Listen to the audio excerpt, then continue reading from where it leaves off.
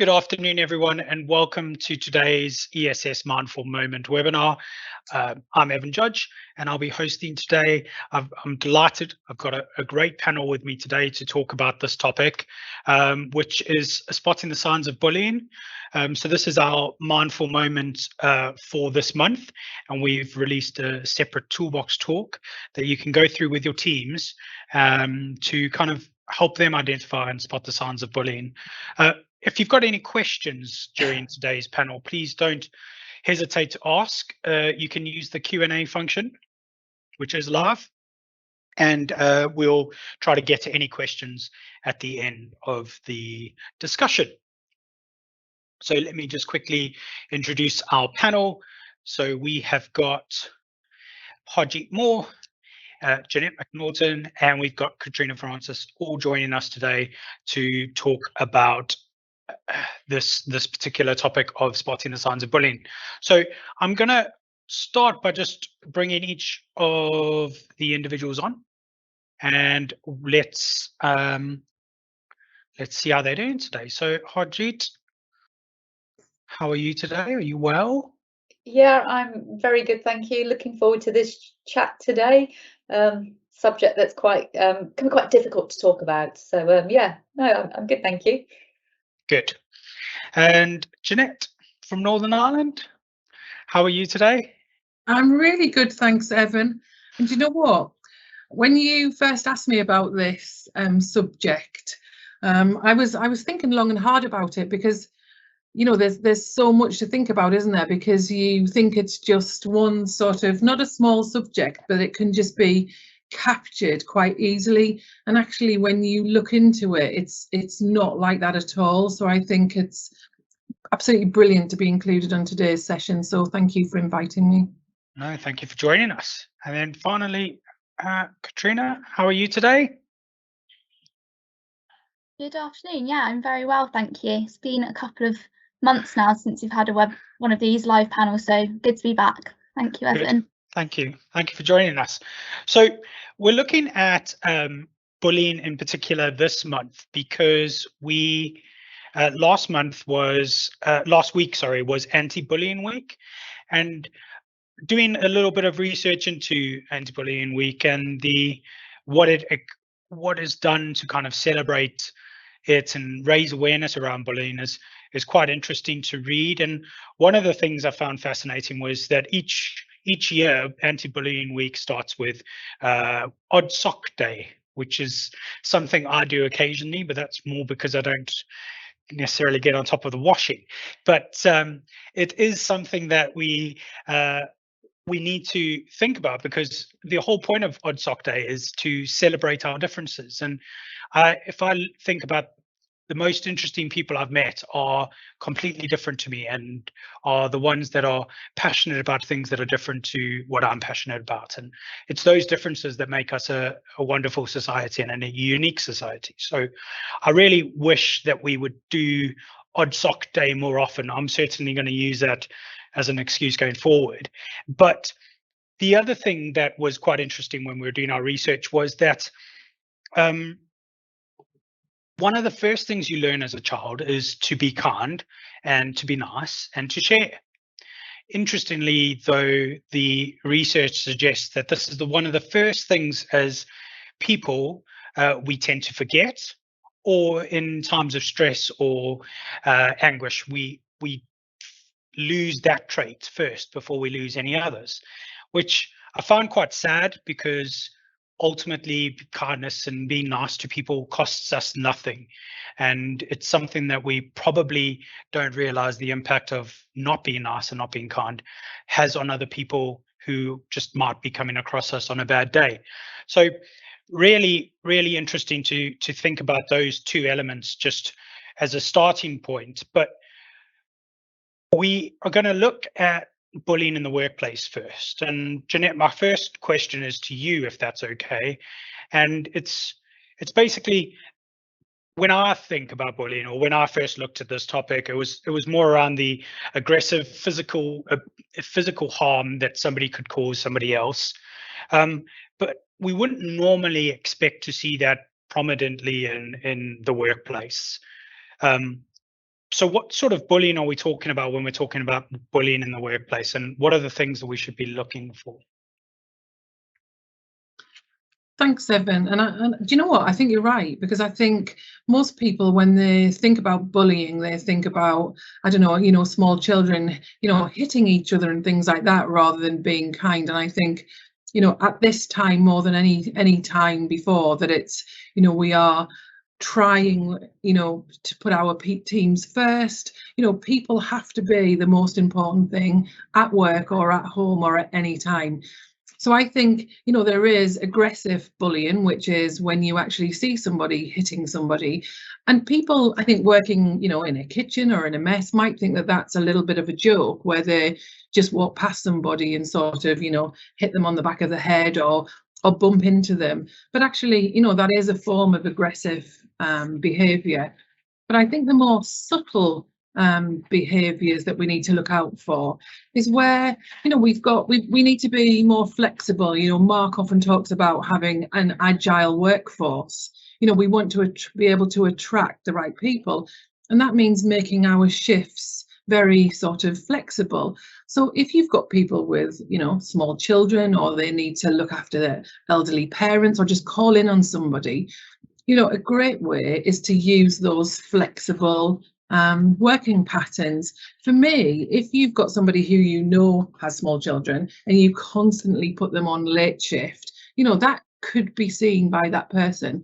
So I think bullying for me is about often not only just seeing bullying, but feeling it. Because if somebody feels that they are being bullied, that can't be right. I think other people as well, I've heard it so many times where people say, well, I was just having a laugh. I didn't really mean it like that. Or that person's so sensitive. And that's really not right. If we make anybody feel like that, that is definitely, for me, a form of bullying. And that's something that all of us on this call and our wider teams can put a stop to, because it's really not acceptable. It's certainly not the ESS way at all. And if people see the signs of bullying in the workplace, what can managers or individuals actually do to escalate it in the right way? Yeah, I think the most important thing is, if you feel that or you see that, you need to tell somebody. So you need to speak out about it. Don't think, oh, I'll just hold on to that and I'll see if it gets any better, because it typically doesn't. So the most important thing is that you need to speak out. I think we do have a workplace bullying policy. So, make sure you've refreshed yourself with that. You keep it up to date. We've got all of these great policies and they're there for a reason. So make sure, if you do one thing today, make sure you go back to your unit, you refresh that and bring it into conversation. When you're having one of your team talks, just say, what do you think it is? Because I think a lot of the time we don't talk about things because we don't know what to say. And actually, it's fine if we don't all use the right words when the most important thing is that you let everybody know if there is something that you need to speak out about, then that's what you should do. And that's either for you or one of your colleagues. Right, that's absolutely right. I mean, we've just seen the newly launched Speak Up program and poster being sent out to the business, and it's one of those opportunities for people, if they don't feel they're getting supported internally by their management and line managers, then they've got that extra avenue to use. Jeanette, thank you for that, and I'll be coming back to you later if that's okay. Katrina, we've often discussed on these panels when we've had you or Tatiana on the panel, we've often discussed about how our mood affects what we eat in our diets and the things that we put into our bodies, and obviously those, if we're not eating the right foods, can affect our mood too. So it could become a vicious circle. In these sorts of situations, if somebody is getting bullied and they aren't enjoying their work environment, they might turn to sort of comfort eating and stuff like that. What would you say are some of the things that people could do to avoid falling into bad habits with the food they eat when they are in sorts of times of stress or being bullied?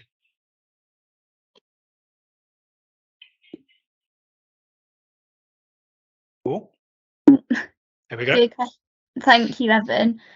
So yeah, obviously I like how we can always tie food in and nutrition in with our mood. But as you mentioned, when we do feel a particular way, it really can impact our eating habits, and they can change depending on how we're feeling.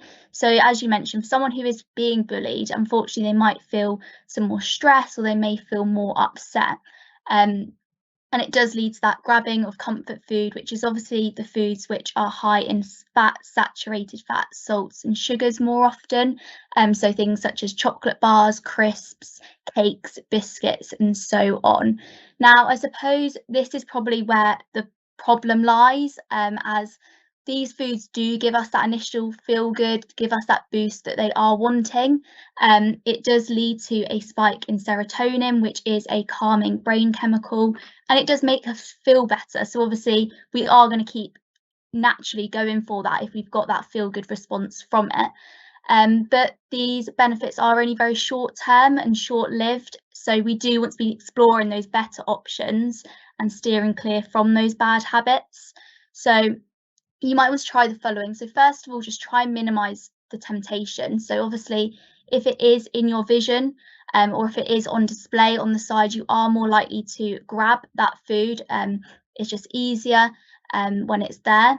So I would advise you to just keep it in your cupboards, or avoid buying them as regularly. So it could be that you only buy them occasionally as a treat. I'd also recommend that you just become more mindful. So actually recognizing when you're doing it. So when you are feeling that element of stress or feeling upset, depressed, anxiety, and so on, and recognizing, oh, instead of going to grab that chocolate bar, instead, can I occupy myself or do something different, whether that be going outside for a walk. Obviously, we know the benefits of physical activity, being in the fresh air to boost our mood. Or it could be doing a puzzle, reading a book, a workout, just doing something different. As soon as you tune into that cue of, oh, I'm not feeling great, instead of grabbing a chocolate bar, can I do something different? That's a really good way. Also, other ways are to try and practice stress management, so deal with stress in a different way. So that links in with that previous point. I'd also recommend to try and drink some more fluids. So it's actually surprising how when we are dehydrated, it can really impact our mood as well as our energy levels. And obviously that in turn can lead to poor dietary habits and poor dietary choices as well. So do try and top up on water, no added sugar teas, coffees and squashes. Just be mindful about the amount of caffeine that you do consume, as after that initial buzz or that feel good, again, we can experience low and irritable moods afterwards when those effects wear off. So do just be mindful of what we're topping up on, and obviously avoiding alcohol as well, as that is a depressant. It can lead to increased depression and anxieties. And finally, if it is food that you feel that you do need when you are feeling a little bit low, that is completely okay as well. From birth, we have had that ingrained within our brains, that connection between food and making us feel better. When we cry, obviously we're often fed. So it is sort of within our nature to feel good after food. But instead of opting for those simple carbohydrates, those comfort foods, try for something which is still comforting but wholesome as well. So it could be a soup packed with vegetables, or a stew with beans and pulses, whole grain varieties. So we're still getting that feel good, that spike in serotonin, but it's over a longer period rather than that feel good and then that slump again. So overall, I think to try and say goodbye to those unhelpful eating habits, do try and start your day, nice nutritious breakfast, eat regular meals and snacks throughout the day which are wholesome, and just try and recognise when you do reach for some comfort foods. Thanks, Katrina. I've never put that link together around when you're a child and you cry, you get fed. And now that's why I am the way I am. I've just realized. My word. Okay. Thanks, Katrina. I'm gonna have a word with my parents. Yeah, and then well, that's really blowing my mind.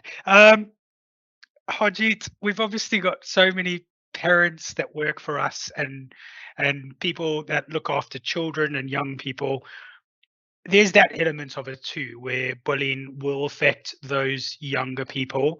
I must admit that I didn't have the best childhood with that. I got bullied quite a bit at school. But what is some of the things that parents or people that are looking after young ones can do to spot the signs of bullying in their own children, or maybe children that they come in contact with? And yeah, so what should they be looking for?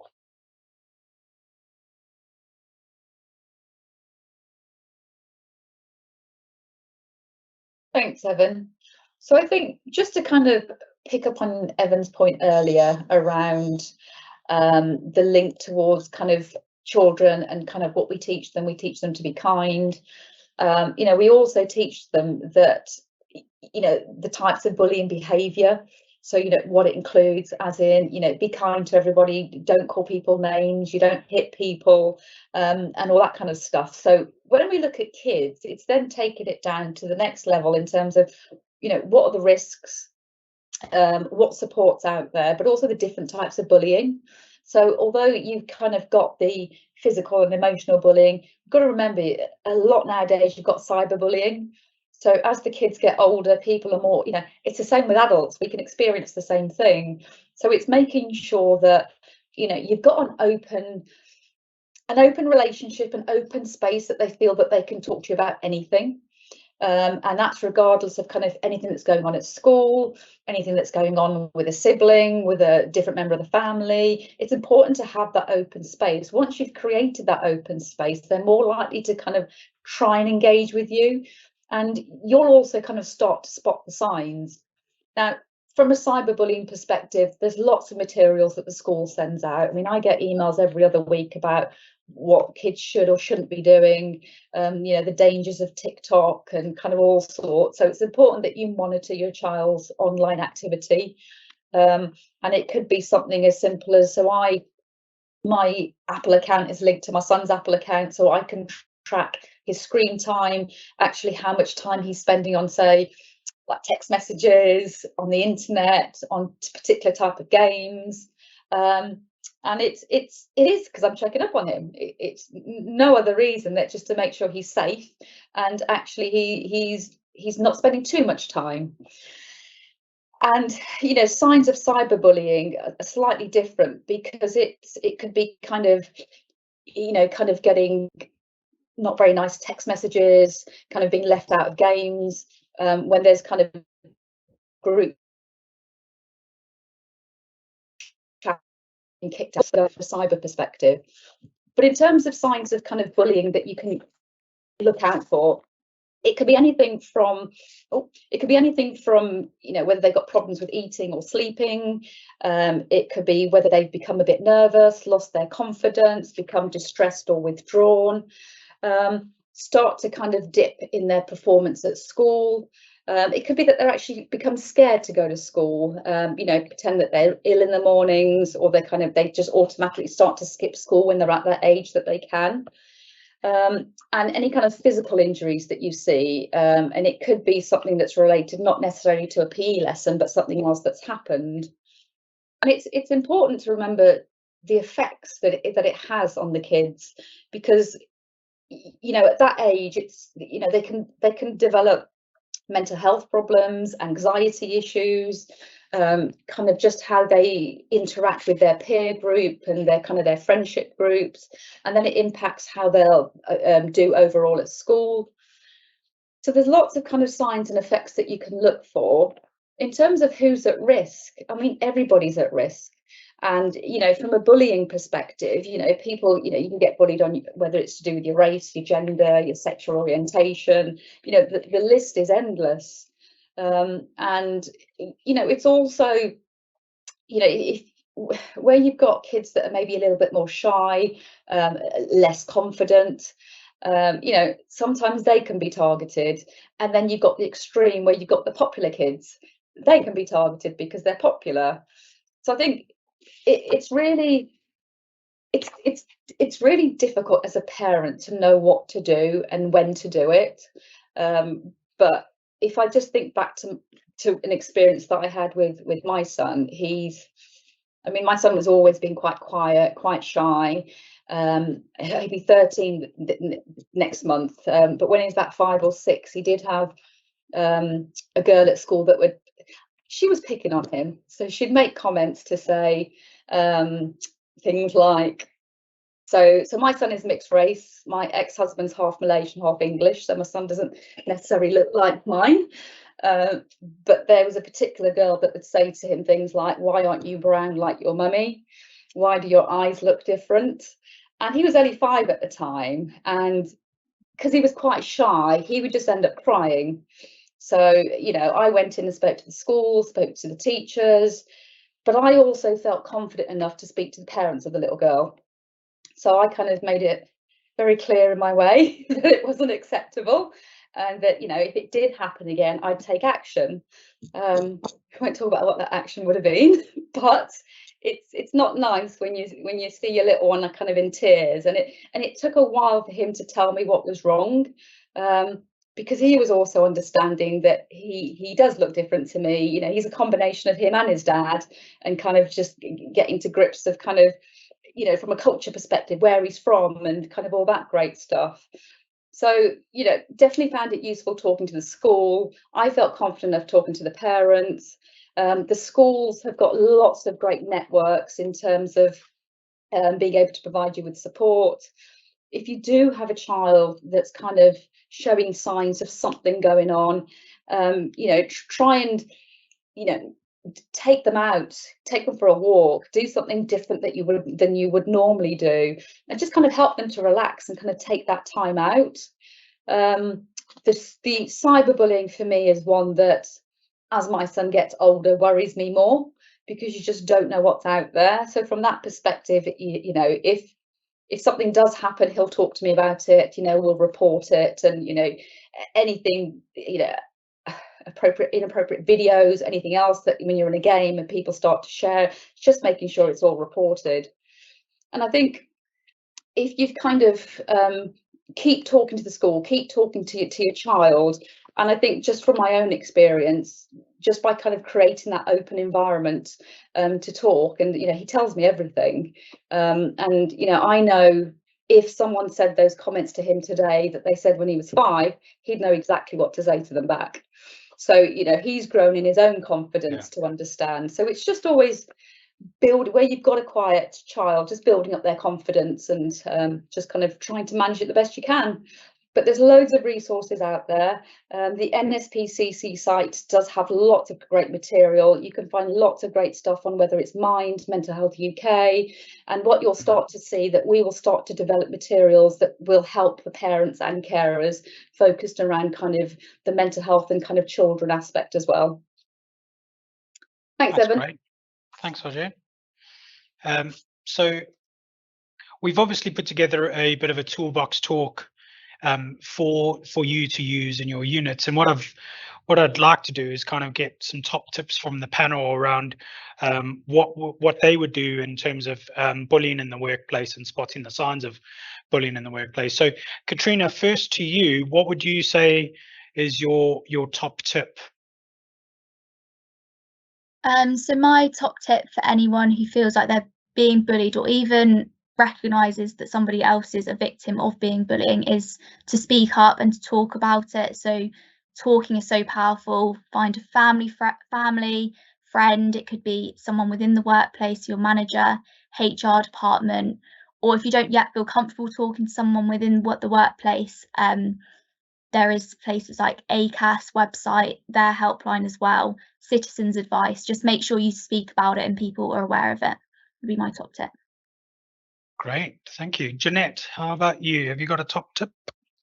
I have. I think for me it is, you know, if I can ask you all to do one thing, is to go and hunt out where you've got that policy, read through the policy, you know, share it with your colleagues, for those people who couldn't get on the call today, you know, and just make sure and make sure that everybody is aware that there is a policy. You know, I think, you know, it's tough times and we've just got to look out for each other.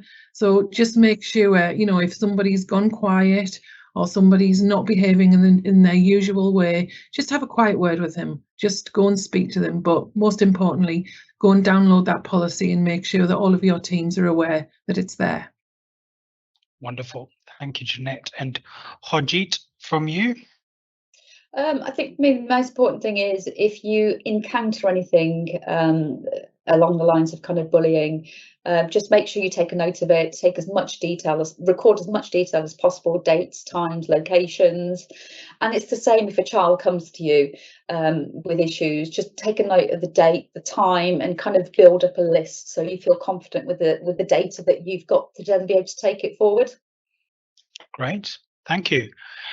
As always, I wanted to share some slides with you just on where you can get more help or support or useful contacts in this case, and that's obviously we've got the new Compass Speak Up, which is, if you go to the website letintegritybeyourguide.com/speak up, they'll take you to Compass Group's confidential reporting program. You could also call, the number is on the Compass Connect intranet page, so you could go and have a look at that. You've obviously got ACAS and Citizen Advice, which Katrina mentioned already. So those are some of the places you can go, but obviously where possible, go to your line manager in the first instance and then escalate through the correct channels where possible. There are some great resources available. Obviously, we've got the Healthier Mind newsletter, which has had a bit of a refresh, and it looks amazing, and there's loads of great content in there. There's also the wellness newsletter, which comes out each month too. Again, there was great content in there this month.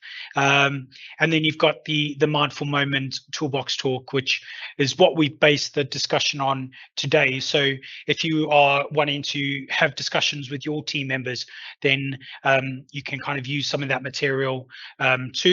We've obviously got the We Are ESS YouTube page and Instagram account. We were just talking about the Instagram videos before we started the call today. So there's loads of great content on there. So please go and check it out if you haven't already done so. And then remember that we've got loads of mental health first aiders in our business now. So if you're struggling with anything, let it be bullying, let it be your mental health, depression, whatever it may be, please don't for a second think you're alone. We've got over 100 mental health first aiders in our business. Please reach out to one of them. If you're unsure of who your mental health first aider is, contact either myself, Harjeet, Alan Errington, or the wellness team. Even Jeanette's a mental health first aider. So you can reach out to us and please don't suffer in silence.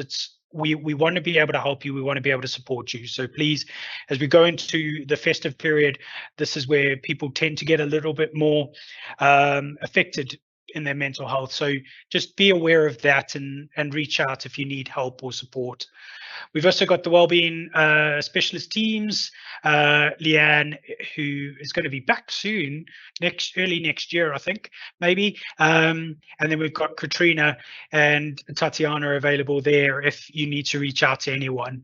If you haven't already done so, you can sign up to the Wellness magazine, which comes out each month, and there's always great content in there. I really enjoyed this month's Wellness magazine. I really did. And thank you very much. We're not going to have a mindful moment next month. We're going to let you guys enjoy your festive period.